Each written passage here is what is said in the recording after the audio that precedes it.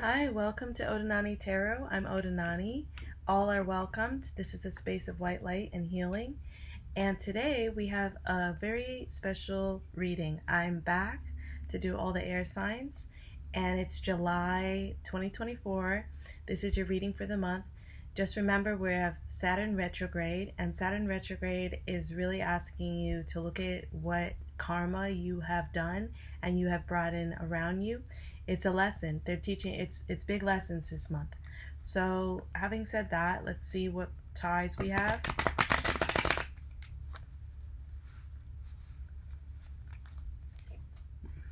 Let's see what the cards have in store for you.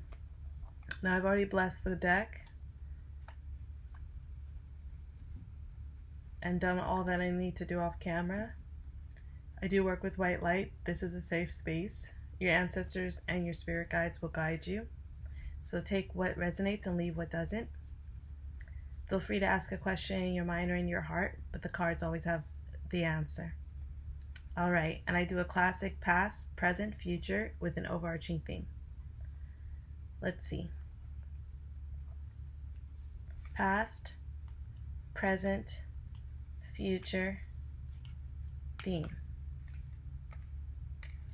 Past, present, future, theme. All right, Aquarius. Well, we do have the Tower reversed. So you're avoiding a fight. You're avoiding having a difficult conversation. You're trying to choose peace, even though you have every right. And this is built on a bad foundation. And it is going to essentially and eventually explode and not be able to be dealt with in this way. But for now, the Tower is reversed. It means no fighting, and that was your past. You decided, I'm not fighting about anything. I'm going to go with the flow. I just want peace. That's a good way to move, Aquarius. Now, presently, I do see you being sad about things lost out of all the things you still have. The story behind this guy is he spilt his 3 wine cups, but he still has 2 behind him, but he doesn't know it yet. He also doesn't need any more wine, so it's a funny story. Odd numbers in tarot always mean something is unstable. Even numbers mean stability.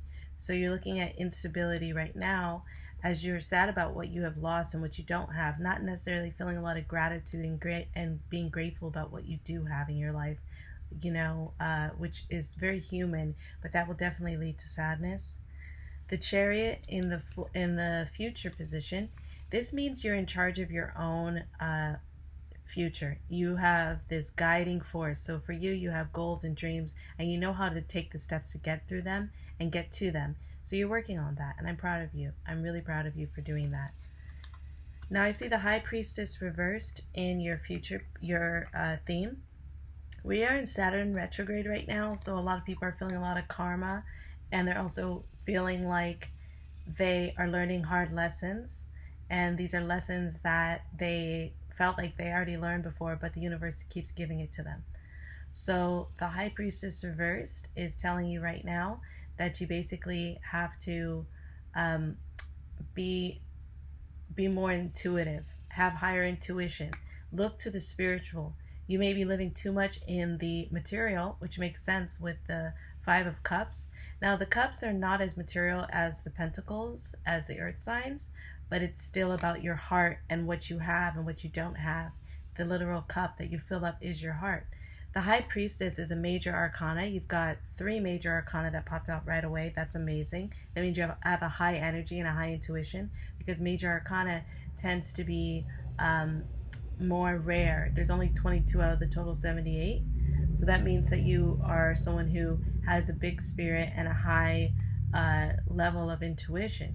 But when you see this card pop out, usually, especially reversed, what you're dealing with is someone who is not sure of themselves. Like, they don't know that they have these powers. They don't know that they could be a psychic or a tarot reader or just know things. They have forgot their spiritual element. They're living too much in the realm of reality and materialism. So that makes sense, because you're reading right now. I see that you have 2 major arcana reversed, and all the cards are speaking to each other in their own way.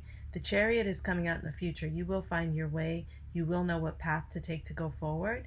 But currently, I see that you're still feeling this sense of loss and lack and lacking gratitude. And then that's stopping your spiritual pursuits. That's stopping you from seeing the bigger picture. So, one thing I always say is that time is not fluid. It's not past, present, future. It's more all overlapped. And in that way, I see someone who, is going to get to this place eventually where they know what they're doing. But currently, they're like, I just don't want to fight. I've lost so much. All I can think about is my losses.